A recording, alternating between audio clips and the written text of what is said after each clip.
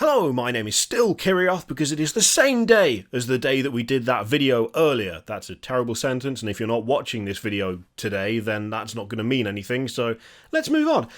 Warhammer 40,000 Indomitus, the box, the fancy box with the fancy new models and the fancy core book.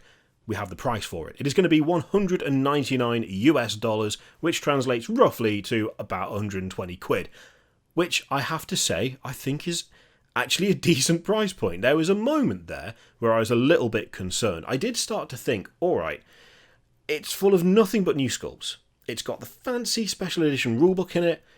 Is there not a chance here that we could be looking at like a Blood of the Phoenix price point? Blood of the Phoenix, famously kind of expensive, 140 of your English pounds, and it did super well. Yeah, really well. That's not true. It's absolutely not true. It did not do well.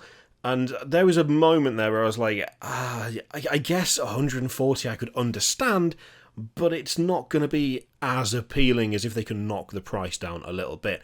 I honestly think 120 quid is about the sweet spot. Thinking about it, the Sisters of Battle box was $210 and 125 quid, and that was one army. Admittedly, yeah, there was a good number of models in there. It was a complete refresh of the Sisters of Battle. It had a serious amount of hype behind it, but this is the celebration box for a brand new edition filled with nothing but brand new sculpts. Half of it for a Xenos race, which is awesome, frankly. I think they've priced it pretty well. I've already seen quite a few people go, well, I was expecting it to be more expensive and I was going to grudgingly get one, but 120 quid I can maybe stretch to two now.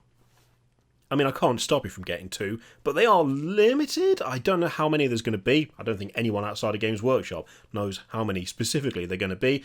They've said they want to make enough that everyone who can get the box gets the box, but things very rarely work out that way. And of course, we still have scalpers to deal with. They're a thing. They still exist, unfortunately.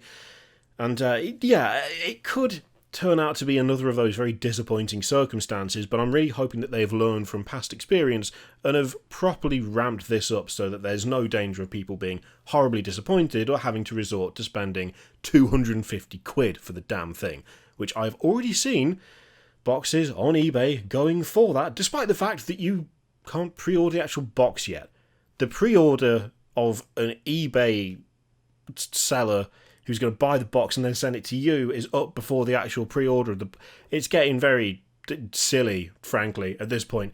Of course, if you go on YouTube right now, if you really want to see all the contents unboxed in all its glory, then you can do that, because literally every YouTube channel but this one has already got the box. I'm not bitter, not sad, it's fine, I don't care. No, actually, I'm really not that bothered. I'd already made the decision that I was not going to buy Indomitus. I do want to. I would be lying if I said I didn't want to, but realistically, I also don't want to, because God knows there's enough bare grey plastic in this damn office to keep me going for easily another year. I don't actually need to buy any more models. Buying any more models would be inevitable, but also kind of pointless. And I also know that I would do absolutely nothing with one half of the Indomitus box set, and I would also not want to sell the Primaris half, even though I wouldn't touch it, because I'd sit there going, yeah, but one day I'll get round to it. And I would, in like 2 years' time. So yeah, you can already go and see the contents if you really want to, although we already know what the contents are, because they've shown us. So really, it's up to you. There are some other interesting things in the price list, however. As I said, we've got Core Book, there's the Grand Tournament, there's Mission Packs, there's also the Crusade Players Pack, which is $35, which is another book, and there's the paints. Now, the paints do look kind of interesting. So we've got the base, which is Runelord Brass, although Runelord Brass is already a thing, right? I'm sure I've got Runelord Brass somewhere over here. Blast. Canoptech Alloy, which is a layer. I don't think that is currently a thing. We've got Shade, Cryptek Armor Shade, and we've got Technical, which is Tesseract Glow. Now, Tesseract Glow is the thing that I personally am pretty excited about, or at least excited to try. I mean, glow effects are, I'd say they're not that difficult when you know what you're doing, but I feel like there's an intimidation factor there. If you want to use an airbrush, you can just do a quick airbrush job with it. You can dry brush them if you want to. There's multiple different ways of doing it, but it's one of those things whereby you have to really want it to get started with it, because there's a good chance that you'll just mangle the existing paint job, which nobody wants. The idea of getting a serviceable glow effect straight out of the pot with no prior experience needed is pretty nice.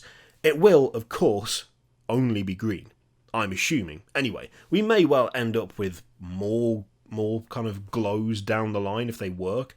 I would hope they do. But for Necrons, I'm assuming that Tesseract Glow is just going to be exactly the green that we see on the Necron models that have been shown off already. That's going to be the thing to really test and try out. Some of the stuff that Citadel have been doing in terms of paints have been really good. I've played a lot with the contrast range recently. I got there in the end, don't worry, it's fine. Only a few years late, or however long it is. And some of them, absolutely immense. Love them, great. Athematic Blue, a great paint. Black Templar, similarly awesome. Apothecary White, I hate. And there's a few that just feel like glorified washes and very little else. And I don't know. It could be good, but there's a chance that it's not. That's the thing I'm most excited to try out of that lot. Overall, I think the price of this is pretty decent. I think they've got a decent price point for it. It's not too expensive. I'd say it's in that sweet spot where, yes, it is more than a starter set, but it feels like it's something more special and more important than a starter set. It's not completely, stupidly expensive. It doesn't feel like it's crossed that threshold of unacceptable cost, which, for a lot of people, I know full well, Blood of the Phoenix sat squarely in, alright, so I'm getting some new stuff in here, but what the hell is the rest of this, and why am I having to pay for it? There is none of that with this box. Overall, I think pretty decent price. It'll be interesting to see whether everyone gets one who wants one, or whether it's not going to be quite that simple. That's the thing to be worried about, I suppose. So yeah, let me know what you think of that in the comments down below. How many are you going to buy, or are you staving off because, like me, you really don't need any more models to paint because God knows you've got enough already? And if so, I admire your strength of will and conviction, and I look forward to seeing whether you actually stick to that, as I'm sure you look forward to seeing whether I stick to my pledge of not getting the thing. We'll see. I'm sure it'll be fine. Thank you very much for watching. Feel free to click all the things, Patreon, video, subscribe, all that stuff. Click it if you like, don't click it if you don't want to. And of course, there's an affiliate link in the description for Element Games, which you can use to support the channel if you would like. I leave it in your capable hands. Thank you very much for watching. I'll see you next time.